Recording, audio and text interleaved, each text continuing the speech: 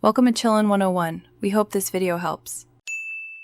You begin by locking scope and outcomes. This prevents scope creep later. Once done, name stakeholders and one decision owner so approvals flow. Next, create a one-page project charter that lists goals, deliverables, deadlines, and 1-3 success metrics. Make sure to pick a delivery approach, waterfall versus agile, based on risk and change rate. Finally, set an initial timeline with key milestones. This gives you immediate control and a plan to communicate. Now you translate the charter into actionable work, decompose deliverables into 1-2-week tasks, and assign owners. Once tasks exist, prioritize with a backlog and add acceptance criteria so quality is testable. Make sure to plan dependencies and allocate buffer for risk. During execution, run daily or twice-weekly stand-ups to remove blockers quickly.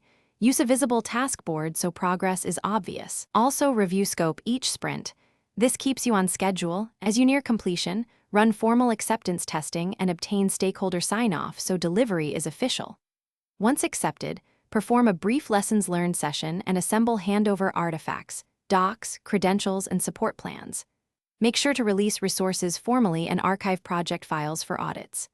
If problems occur, like missed deadlines or quality gaps, re-baseline the schedule, escalate decisions to the project owner, and reassign critical tasks. This troubleshooting approach restores momentum and protects the final delivery.